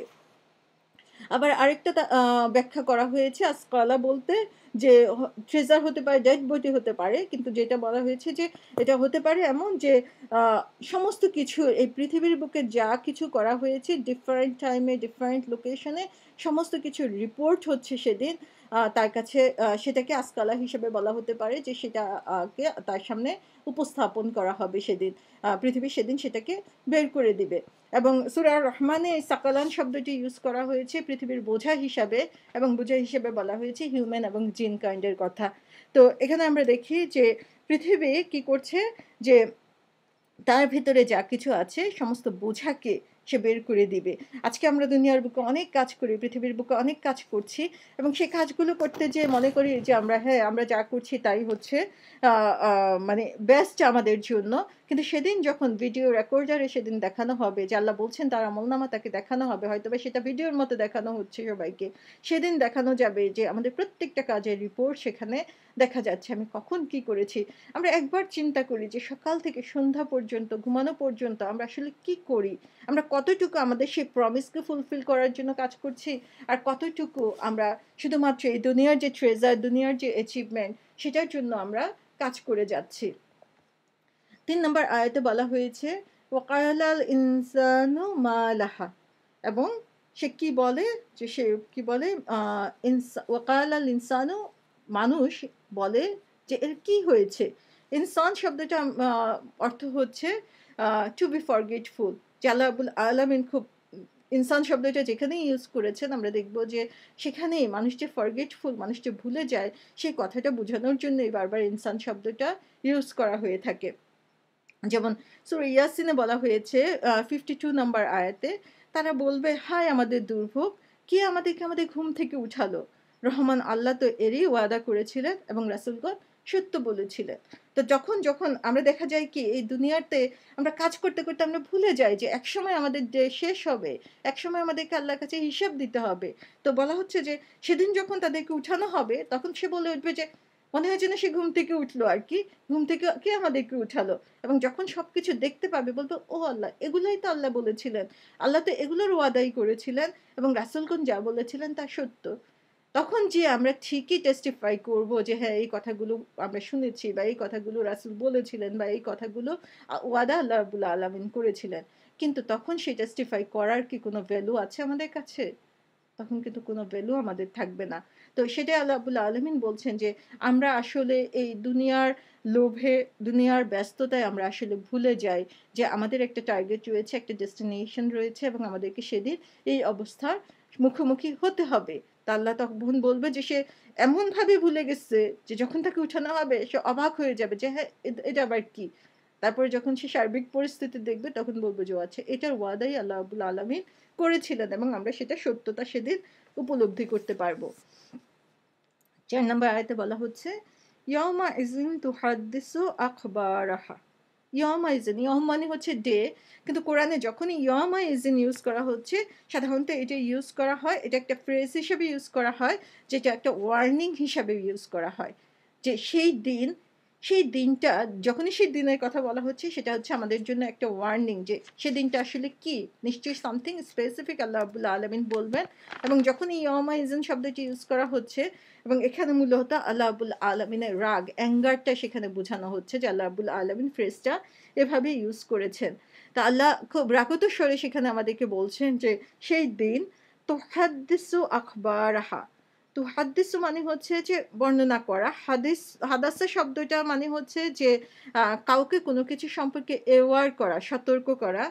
হাদুস শব্দটা আবার সেম জিনিস থেকে এসেছে। সেখানে বলা হচ্ছে যে কোনো জিনিসকে অস্তিত্বে নিয়ে আসা, যেটা পূর্বে ছিল না, যে যেটা আগে ছিল না সেটাকে এক্সিস্টেন্স দেওয়া, সেটাও হতে পারে। বা হাদিস শব্দটা থেকে বলা হতে পারে, এটা অর্থ হচ্ছে যে কোনো কথা যেটা নতুন মানুষের কাছে, যেটা মানুষ আগে কখনো হয়তোবা শুনে নাই, সেটাও বোঝানো হতে পারে হাদিস শব্দটা দিয়ে। অথবা আরেকটা হচ্ছে যে কোনো জিনিস রি-সে করা, যে মানুষ জানতো কিন্তু সে ভুলে গিয়েছে এবং সেটা তাকে আবার বলা, সেটাও এখানে বুঝানো হতে পারে। তাহলে হাদিস শব্দটা আরেকটা মিনিং বলা হয়েছে যে কোনো কথা ফুল ডিটেইলস এ বলা, খুব বিস্তারিতভাবে বর্ণনা করা, এবং এজন্য যে যাকে বলা হচ্ছে সে এই ইনফরমেশনটা সম্পর্কে আসলে খুব একটা অ্যাওয়ার না, এরকম জিনিস বোঝানোর জন্য হাদিস শব্দটি ইউজ করা হয়। তাহলে আমরা এখানে দেখি যে বলা হচ্ছে যে পৃথিবীকে পৃথিবী বর্ণনা করবে এবং বর্ণনাটা কিরকম হতে পারে? বর্ণনাটা এরকম হতে পারে যে কোনো কিছু সে আগে শোনে নাই এরকম যেন নতুন করে তাকে বলা হচ্ছে এরকমও হতে পারে। অথবা সে ভুলে গেছে সেটা আবার তাকে মনে করিয়ে দেওয়া হচ্ছে। অথবা তাকে খুব ডিটেইলস ভাবে তার কাজগুলো বলা হচ্ছে যেটা সম্পর্কে সে ভুলে গিয়েছিল যে সে যে এই ব্যাপারটা অ্যাওয়ার ছিল। এবং খবর শব্দটার মিনিং হচ্ছে, খবর মানে হচ্ছে নিউজ বা আমরা যেটা খবর বাংলাতেও বলে থাকি আসলে ইউজ করে থাকি যে খবরটা হচ্ছে খবর বা ঘটনা বা বর্ণনা বা কোনো সংবাদ বোঝানোর জন্য আ বলা হয়েছে যে এবং খবরটা বোঝানো হয় সাধারণত যে নিউজটা আমরা নিজেরাই ফিগার আউট করতে পারি, বুঝতে পারি এবং এটা শুধুমাত্র প্রেজেন্ট টেন্স এর জন্য এবং পাস্ট টেন্স এর জন্য। এখন যা হচ্ছে সেটা বোঝানো যায় এবং অতীতে যা হয়ে গিয়েছে সেটা বোঝানোর জন্য শুধু খবর শব্দটি ইউজ করা হয়। তার মানে হচ্ছে যে ভবিষ্যতে কি হবে বা হতে পারে সেই জিনিসটা এখানে ইমপ্লাই করা হয় নাই। এবং খবর শব্দটা হচ্ছে যে এমন কোনো কাজ যেটা আমরা এক্সপেক্ট করতে পারি যে আমাদের আশা করতে পারি যে এ ধরনের ঘটনা হতে পারে। সেরকম কোনো কিছু এবং এটা মোর অ্যাকুরেট অ্যান্ড রিলেভেন্ট যে এই খবরটা সম্পর্কে সন্দেহের সুযোগ খুব কমই থাকে। তো তাহলে আমরা দেখি এখানে বলা হয়েছে কি যে পৃথিবী সেদিন তুহাদ্দিসু আখবারাহা সেদিন বর্ণনা করবে সে ঘটনাগুলা। এখন তুহাদ্দিসু আখবারা ২ টা শব্দ যদি আমরা একসাথে মিলাই তাহলে দেখব যে আ পৃথিবীকে এমন কিছু দেখানো হবে যে তার কাছে মনে হবে যে এটা খুব নতুন একটা জিনিস কিন্তু এটা তার পাস্ট সম্পর্কে যেটা সে আগেই করে এসেছে সেটা সম্পর্কে। তো আল্লাহ রাব্বুল আলামিন আসলে তার ইনসাফ এত বিরাট যে তিনি মানুষ যা করেছেন সেটার উপরেই তার ফলাফলটা দিবেন। যা করেন নাই তার উপর কিন্তু না। তো সেজন্য এখানে বলা হয়েছে যে পৃথিবী কি করবে সেদিন মানুষের সামনে তার ঘটনাগুলোকে এমনভাবে বর্ণনা করবে যে হতে পারে যে মানুষ যখন এই ঘটনাগুলো শুনবে তার কাছে একদম নতুন মনে হবে। হ্যাঁ, আমি এটা করেছি। এভাবে এটা হয়েছে। কিন্তু যখনই খবর বলা হচ্ছে, তখনই বুঝা যাচ্ছে যে এটা মানুষ করেছিল দেখেই সেটা তাকে আজকে বলা হচ্ছে বা সেটা তাকে শোনানো হচ্ছে বা সেটা তাকে দেখানো হচ্ছে। তাহলে আমরা অনেক সময় কাজ করি কিন্তু কাজ করে ভুলে যাই যে আমি এটা করেছি। যখন কেউ বলে, "ও এটা আমি করেছিলাম নাকি? এটা বলেছিলাম নাকি?" কিন্তু আমরা এটা খেয়াল রাখতে হবে যে প্রত্যেকটা কাজই কিন্তু রেকর্ড হয়ে যাচ্ছে। আজকে আমরা চ্যাট করে কিছুক্ষণ পরে ভুলে যাই যে কি করছি। কিন্তু আমরা যখন হিস্ট্রিতে যাব তখন দেখব যে আমরা কি চ্যাট করেছি সেটা লিখা রয়েছে। সেখান থেকে আমরা বুঝতে পারি যে আল্লাহ রাব্বুল আলামিন আসলে কত সূক্ষ্মভাবে আমাদের প্রত্যেকটা কাজ এবং কথার হিসাব তিনি রাখতে পারেন। তো সেজন্য এটা একটা আমাদের জন্য একটা ওয়ার্নিং যে পৃথিবী বলছে, পৃথিবী কি করছে? যে আমরা দুনিয়ার বুকে যা করেছি হয়তোবা সেটা আমার কাছে নতুন মনে হতে পারে। কিন্তু আমি আসলে এটা করেছি। হয়তোবা আমি ভুলে গিয়েছি। পৃথিবী আমাকে সেটা আবার রিমাইন্ড করে দিচ্ছে যে এই কাজগুলো তুমি করেছো। তাই না? আমরা এরকম কাজ কিন্তু অনেক সময়ই করে থাকি। কাজ করে ভুলে যাই। অথবা অনেক সময় আমরা কি করি যে ইগনোর করার জন্য চেষ্টা করি। আমরা কাজ করেছি যখন কেউ জিজ্ঞেস করে, "না আমি এটা করি নাই।" কিন্তু আমি জানি যে আমি এটা করেছিলাম। তো পৃথিবী আমার সেই কাজগুলোকে সেদিন সবার সামনে দেখিয়ে দেবে। সুবহানাল্লাহ যে আমরা আসলে অনেক সময় আমরা কত ইগনোরেন্ট হয়ে যাই। আমরা খেয়ালও করি না যে আমরা কি বলছি। রেগে যেয়ে একটা কথা বলে ফেলি। অথবা কোনো কথা আজকে আরো বেশি যেটা হচ্ছে সেটা হচ্ছে যে আমরা রেকর্ড করি এখন। আমরা যখন Facebook এ চ্যাট করি অথবা গল্প করি Skype এ, তখন আমরা অনেক সময় চিন্তাও করি না যে এই কথাগুলো রেকর্ড হতে পারে, এই কথাগুলো অন্য কেউ জানতে পারে। হয়তোবা মনে করে যে ও গভীর রাতে বসে চ্যাট করছে, কে আর জানবে? যা ইচ্ছা তা লিখে ফেলি, যা ইচ্ছা তা বলে ফেলি, যার সাথে ইচ্ছা তার সাথে গল্প করি। কিন্তু আল্লাহ রাব্বুল আলামিন সমস্ত কিছু দেখছেন এবং সবচেয়ে বড় কথা যে যেই মাটির বুকে বসে আমি এই কাজগুলো করছি, সেই মাটি সেদিন পুঙ্খানুপুঙ্খ প্রত্যেকটা হিসাব সেদিন আল্লাহর কাছে দিবে। সূরা কাহাফে বলা হয়েছে ৪৯ নম্বর আয়াতে, আর তার আমলনামা সামনে রাখা হবে। তাতে যা আছে তার কারণে আপনি অপরাধীদেরকে ভীত সন্ত্রস্ত দেখবেন। তারা বলবে, হায় আফসোস! এ কেমন আমলনামা? এ যে ছোট বড় কোনো কিছুই বাদ দেয়নি। সবই এতে আছে। তারা তাদের কৃতকর্মকে সামনে উপস্থিত পাবে। আপনার পালনকর্তা কারো প্রতি জুলুম করবেন না। সুবহানাল্লাহ! যে আল্লাহ বলছেন যে তিনি কোন কিছু জুলুম করবেন না। প্রত্যেকটা জিনিস তিনি আমাদের চোখের সামনে দেখাবেন। যাতে কেউ তখন আর ডিনাই করার কোন সুযোগ না পায় যে, "না আল্লাহ আমি তো এটা করি নাই।" আমাদের প্রত্যেকের সতর্ক হওয়া উচিত। বলা হচ্ছে আল্লাহ বারবার বলে দিচ্ছেন যে বলছে, "কেমন আমলনামা যেটা ছোট বড় কোনো কিছুই বাদ যায় নাই যে আমি এগুলা করেছিলাম। আমি এরকম কাজ করেছি।" তখন আমার নিজেরই চিন্তা করতে খুব অবাক লাগবে যে এটা আমি কিভাবে করলাম। অথচ আজকে আমরা খুব ইজিলি করে ফেলছি।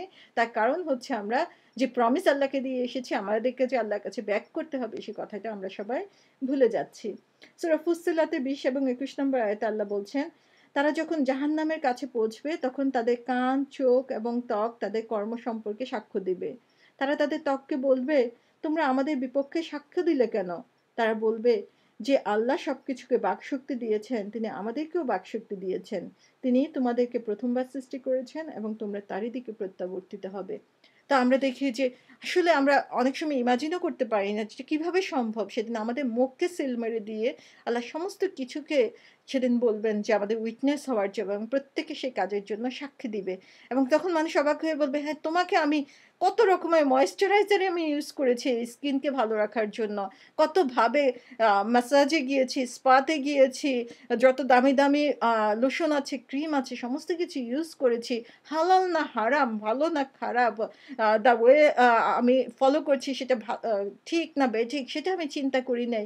আজকে সেই ত্বক, সেই চামড়া পর্যন্ত, অন্য কিছুর কথা তো বাদই দিলাম, সে চামড়া পর্যন্ত আমাদের বিপক্ষে সাক্ষী দিচ্ছে যে যে আল্লাহ রাব্বুল আলামিন তাকে হুকুম দিয়েছে। সুতরাং আমি যতই তাকে আজকে সুন্দর করে সাজিয়ে গুজিয়ে মানুষের কাছে উপস্থাপন করার জন্য চেষ্টা করি না কেন, সেই কাজ আমার কোনো কাজে আসবে না। কারণ চামড়া সে যে প্রমিস আল্লাহকে করে এসেছে, সে প্রমিস সে ফুলফিল করার জন্য ডিটারমাইন্ড। সুবহানাল্লাহ। আমরা দেখি যে প্রত্যেকটা সৃষ্টি আল্লাহ যেইভাবে তাদেরকে সৃষ্টি করেছেন, যে উদ্দেশ্যে তৈরি করেছেন, সেই কাজ করার জন্য তারা ডিটারমাইন্ড। শুধুমাত্র আমরা ছাড়া, যে আমরা ভুলে যাই।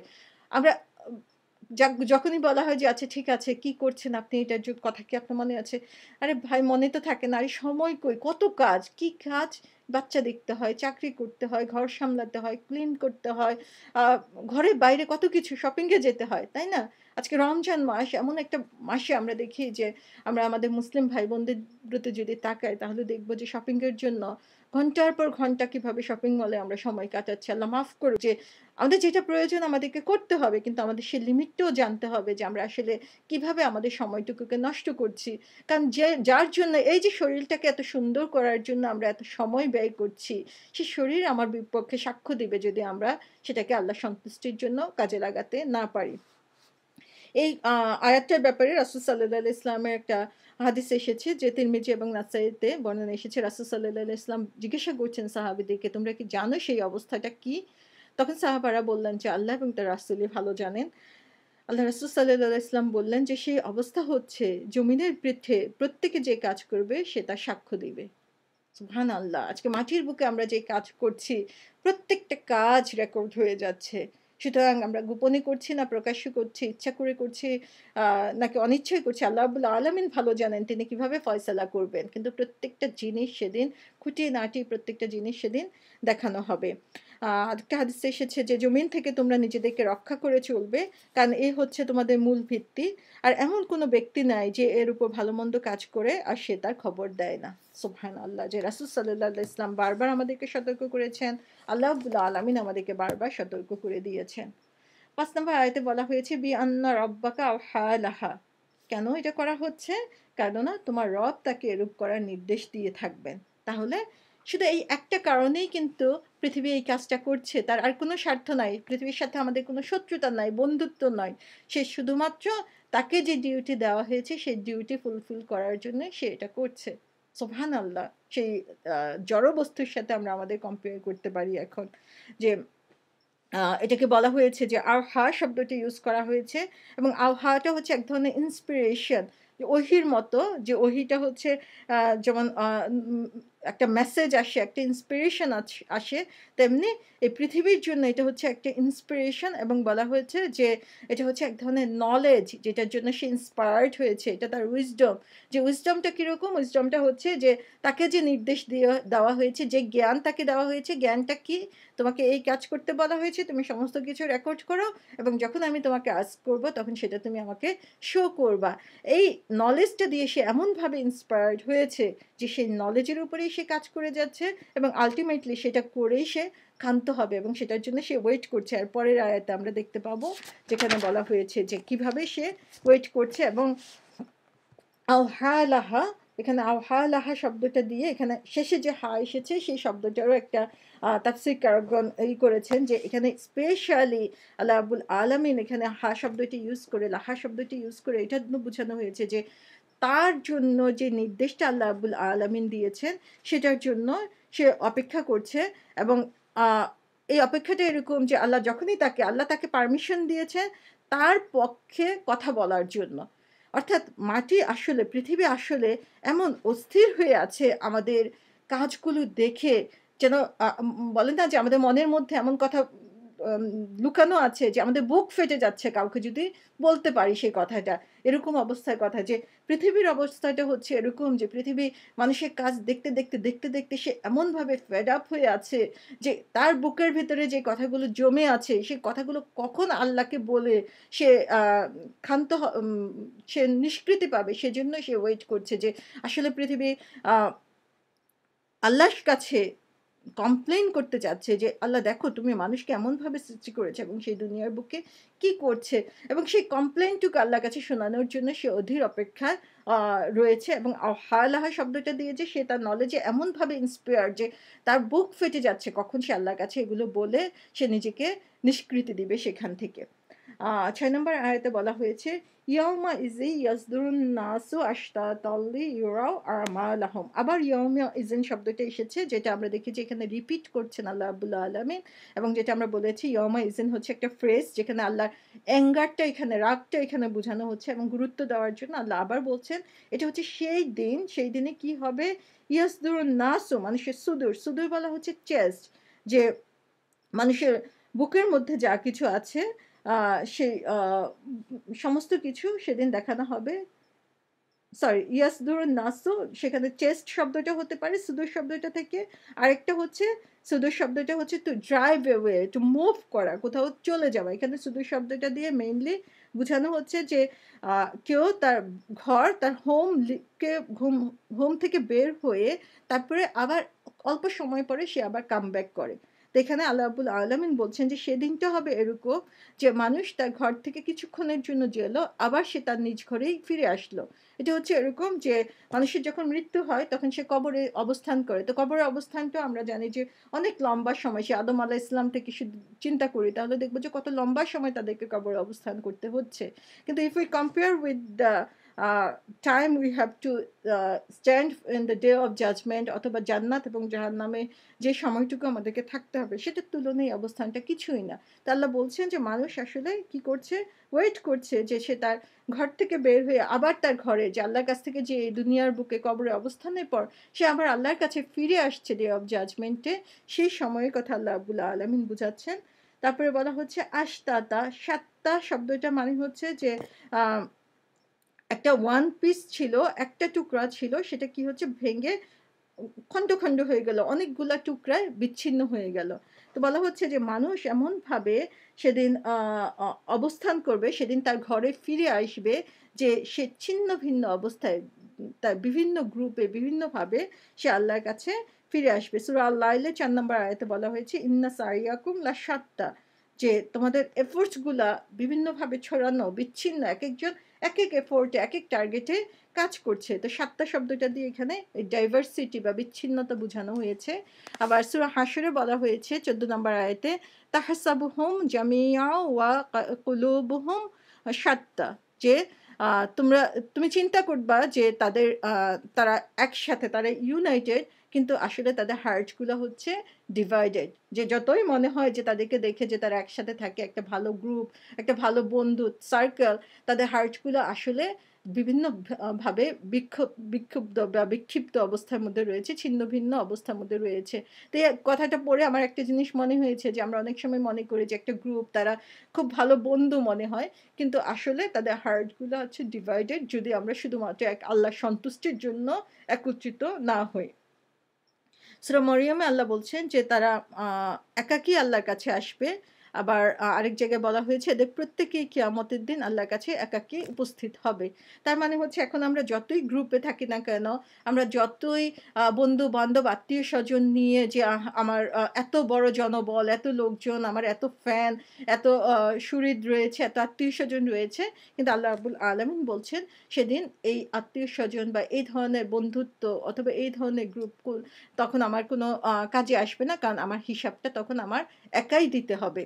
তো এটা বলা হয়েছে যে হয়তোবা এই বিক্ষিপ্ততা হতে পারে আমাদের কৃতকর্ম অনুযায়ী যে আমরা কোন ধরনের কাজ করেছি সেটা অনুযায়ী অথবা আমরা যে কাজ করেছি সেই কাজের ফলাফল অনুযায়ী। তো আল্লাহ বলছেন যে লিইউরাউ আমালাহুম, তাদের আমলের উপরে ডিপেন্ড করে। এখন আমল শব্দটার মানে হচ্ছে যে অ্যাকশন উইথ ইনটেনশন। যখন আমরা কোনো ইনটেনশন ছাড়া কাজ করি এটা হচ্ছে ফেইল। যেমন আমাদের শরীরের বিভিন্ন কাজ হচ্ছে। আমি চোখ খুলছি, বন্ধ করছি। অনেক সময় আমি ইচ্ছাও করছি না। ব্লিংকিং নিজে, নিজে হচ্ছে। এটা হচ্ছে ফেইল। কিন্তু আমি যখন ইচ্ছে করে চোখ বন্ধ করে রাখছি যে একটা খারাপ জিনিস আমি দেখব না, সেই ইনটেনশন দিয়ে যে কাজটা করছি সেটা হচ্ছে আমল। তো আল্লাহ রাব্বুল আলামিন বলছেন যে তাদের অ্যাকশন উইথ যে ইনটেনশন অনুযায়ী যে অ্যাকশন হচ্ছে, সে অনুযায়ী সেদিন তারা আল্লাহর কাছে উপস্থিত হবে। তার মানে এখানে ২ টা জিনিস আমাদের জন্য ইম্পোর্টেন্ট যে কি ধরনের কাজ আমরা করছি এবং কি ধরনের কি ইনটেনশন নিয়ে আমরা এটা করছি এবং ২ টাই আল্লাহর কাছে কাউন্টেবল হবে। তারপরে আল্লাহ বলছেন ৭ নম্বর আয়াতে যে ফামান ইয়ামাল মিসকালা যাররাতিন খাইরান ইয়ারা ওয়া মান ইয়ামাল মিসকালা যাররাতিন শাররান ইয়ারা। তো এখানে আল্লাহ রাব্বুল আলামিন বলছেন যে তাহলে তারা যে আমল করবে সেটা যদি খুব ছোট পরিমাণ, এখানে মিসকালা যাররাতিন, যাররা শব্দটি ইউজ করা হয়েছে, যে আরবিতে যাররা শব্দ ইউজ করা হয় যে আমার ইমাজিনেশনের মধ্যে যত ছোট জিনিস হতে পারে সেটাই হচ্ছে যাররা। এবং তখনকার সময়ে আসলে পিঁপড়ের যে ডিম সেটাই তাদের কাছে খুব ছোট একটা জিনিস ছিল এবং সেটাকেই তারা যাররা বলতো তখন। অথবা জানালার ফাঁকে আমরা দেখি যে জানালার ফাঁক দিয়ে যখন আলো আসে, রোদ আসে, সেখানে আমরা দেখতে পাই ছোট, ছোট, ছোট, ছোট অনেক ডাস্ট দেখা যায় এবং প্রত্যেকটা ডাস্টের যে কণা সেটাকে যাররা বলা হয়। আজকে আমরা চিন্তা করতে পারি যে এখন সায়েন্স যখন অ্যাডভান্স হয়েছে যে একেকটা অ্যাটম, অণু, পরমাণু সেটা হচ্ছে ক্ষুদ্রতম অংশ, সেটাকেও যাররা বলা হতে পারে। যে মনে হতে পারে যে এটা খুবই লাইট, ওয়েটের দিক থেকে এটা কোনোই দাম নাই, ওর্থলেস মনে হয় আমাদের কাছে। কিন্তু আল্লাহ বলছেন যে এই খুব বিন্দু পরিমাণ ছোট কাজটা যেটা তোমার কাছে ওর্থলেস মনে হচ্ছে, সেটাই তোমার কাছে একদম ভালো বিন্দু পরিমাণ কাজও আল্লাহর কাছে কাউন্টেবল হবে, আবার খারাপ বিন্দু পরিমাণ কাজও আল্লাহর কাছে কাউন্টেবল হবে। আল্লাহ রাব্বুল আলামিন জানেন যে আল্লাহ গাফুরুর রাহিম, তিনি হয়তোবা আমাদেরকে মাফ করে দিতে পারেন। কিন্তু প্রত্যেকটা জিনিস সেদিন রেকর্ড করে আল্লাহ রাব্বুল আলামিন সেই ছোট বড় প্রত্যেকটা জিনিসই সেদিন আমাদেরকে দেখাবেন আমাদের সেদিন। খাই শব্দটাই বলা হয়েছে যে এই গুড, যেটা হচ্ছে যে এটা যে ভালো সেটার জন্য কোনো এক্সপ্লেনেশন এর দরকার নাই, সেটার জন্য কোনো মানে আ সাক্ষীর দরকার নাই, সেটা সত্যতা যাচাইয়ের কোনো দরকার নাই। এটা যে গুড এটা সবাই জানে। তা আল্লাহ রাব্বুল আলামিন বলছেন যে যখন কোনো মানুষ ভালো কাজ করবে যে সর্বস্বীকৃত, তখন সেটা সামান্য পরিমাণও আল্লাহর কাছে অনেক গুরুত্বপূর্ণ। যখন মানুষ খারাপ কাজ করবে সেটাও আল্লাহর কাছে গুরুত্বপূর্ণ এবং সেটাও আল্লাহ রাব্বুল আলামিন সেদিন আমাদেরকে দেখাবেন। তাহলে আজকে আমরা এখন চিন্তা করতে পারি যে কোনো ছোট কাজই কিন্তু ছোট না। আমরা অনেক সময় চিন্তা করি যে হ্যাঁ, অনেক বড়, বড় ভালো কাজ করব, সেগুলোর চিন্তায় আমরা থাকি। কিন্তু আল্লাহ রাসূল সাল্লাল্লাহু আলাইহি ওয়াসাল্লাম বলছেন যে তুমি তোমার ভাইয়ের সাথে যে একটু হাসি দিয়ে কথা বললা, এটাও সাদকা। তুমি বলছেন যে একটা খেজুরের বিনিময়ে হলেও তুমি জাহান্নাম থেকে নিজেকে বাঁচাও। অর্থাৎ ছোট, ছোট আমাদের কাছে হয়তোবা ছোট মনে হতে পারে, কিন্তু প্রত্যেকটা কাজই আল্লাহর কাছে অ্যাকসেপ্টেবল এবং প্রত্যেকটা কাজই সেদিন আমার আমলনামায় যোগ করা হবে। তাই ছোট বলে কোনো জিনিস আমাদের ফেলে রাখার কোনো সুযোগ নাই। কারণ আমরা জানি যে বিন্দু, বিন্দু পানি দিয়েই একটা মহাসমুদ্র হচ্ছে। বিন্দু, বিন্দু বালি দিয়ে একটা বড় সাগর হচ্ছে। সুতরাং প্রত্যেকটা ছোট জিনিসকেও আমাদেরকে গুরুত্ব দিতে হবে। এটা আসলে আমরা অনেক সময় ইগনোর করি যে আচ্ছা থাক, এটা করতে হবে কেন? কিন্তু আমরা যখন আমাদেরকে যখন সেই ভিডিও দেখানো হবে তখন কিন্তু আমরা সেদিন রিপেন্টেন্ট হব। আমরা অনুশোচনা করব যে এই ভিডিওর মধ্যে এমন কোনো কিছু কি নাই যেটা বাদ যায় নাই? সুবহানাল্লাহ! হয়তোবা আমি দেখব যে সেই ভিডিওর মধ্যে দেখানো হচ্ছে যে এই সময়টাতে আমি কিছুই করি নাই। চুপ করে বসেছিলাম। শুধু একটু বসে তাসবিহ যদি করতাম তাহলে না কত ভালো হতো। সেদিন আমি সেটার জন্য আফসোস করব। হয়তোবা দেখা যাবে যে আমি একটা কাজ করেছি। আমার মনে হলো, আল্লাহ এই কাজটা আমি কেন করলাম? এটা না করে আমি যদি অন্তত মানুষকে একটা ভালো কথা বলতাম তাহলেও তো সেটা আমার জন্য কাজে আসতো। অর্থাৎ সেদিন আমি রিপেন্টেন্ট হব আমার সময়গুলোকে অযথা নষ্ট করার জন্য বা সঠিকভাবে কাজে না লাগানোর জন্য। অথচ আল্লাহ রাব্বুল আলামিন এখানে আমাদেরকে সতর্ক করে দিচ্ছেন যে প্রত্যেকটা ভালো কাজ, প্রত্যেকটা খারাপ কাজই কাউন্টেবল। সুতরাং প্রত্যেকটা জিনিসের প্রতি আমাদের খেয়াল রাখা দরকার যে কত বেশি আমি ভালো করতে পারি। সুবহানাল্লাহ! এখন আমরা এমন একটা মাসে রয়েছি যে মাসে হচ্ছে আল্লাহর কাছে আল্লাহ রাব্বুল আলামিন রেজাল্ট কয়েকশো গুণ বাড়িয়ে দিতে পারেন। ওইদিন একটা হাদিসে শুনলাম যেটাতে বলা হয়েছে যে, রমজান মাসে আমি যখন একটা সুবহানাল্লাহ বলি, সেটা অন্য সময় সুবহানাল্লাহ বলার চেয়ে 1000 গুণ বেটার আল্লাহর কাছে। তো সুবহানাল্লাহ যে এই সময়ের প্রত্যেকটা মুহূর্ত আমরা যাতে কাজে লাগাতে পারি এবং এটাকে আমরা পরে কন্টিনিউ করতে পারি।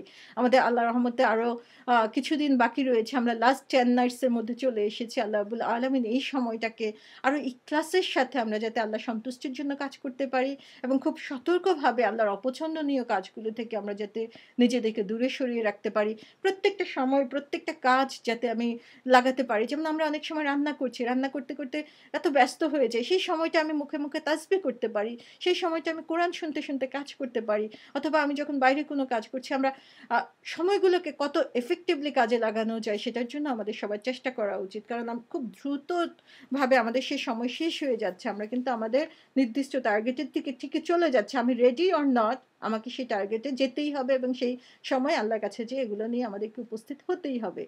সুতরাং আল্লাহ আমাদেরকে তৌফিক দিন যাতে আমরা এটাকে রিয়ালাইজ করতে পারি, আমাদের প্রত্যেকটা মুহূর্তকে কাজে লাগাতে পারি এবং যে বোনাস মাস আমাদেরকে আল্লাহ রাব্বুল আলামিন এখন দিয়ে দিয়েছেন, সে বোনাস মাসটাকে আমরা সঠিকভাবে সেখান থেকে ফায়দা নিতে পারি। আল্লাহ রাব্বুল আলামিন আমাদের সবাইকে সেই তৌফিক দিন। একটা হাদিস দিয়ে শেষ করছি যেখানে আবু সাঈদ খুদরি রাদিয়াল্লাহু আনহু থেকে বর্ণনা করা হয়েছে। যেখানে রাসূল সাল্লাল্লাহু আলাইহি ওয়াসাল্লামকে তিনি জিজ্ঞাসা করলেন যে, "হে আল্লাহর রাসূল, আমি কি আমার আমল দেখব?" রাসূল সাল্লাল্লাহু আলাইহি ওয়াসাল্লাম বললেন যে, "হ্যাঁ।" তখন তিনি বললেন যে, "এটা কি বড়, বড় গুনার জন্য প্রযোজ্য?" তিনি বললেন, "হ্যাঁ।" বললেন, "ছোট গুনাহও দেখব?" বলল যে, "হ্যাঁ।" তখন তিনি বললেন যে, "আমি তো বড্ড বিপদে পড়ব।" তখন রাসূল সাল্লাল্লাহু আলাইহি ওয়াসাল্লাম বললেন যে, "সন্তুষ্ট হও, আনন্দ করো হে আবু সাঈদ। কেননা প্রতিটি নেক কাজ তারই মতো ১০ টি নেক আমলের সমান হবে।" সুবহানাল্লাহ! আল্লাহ যে কত মার্সিফুল! আল্লাহ চান আমরা তার পথে চলে আসি। আল্লাহ চান আমরা বেনিফিটেড হই। আল্লাহ চান আমাদের আখিরাত যাতে নষ্ট না হয়।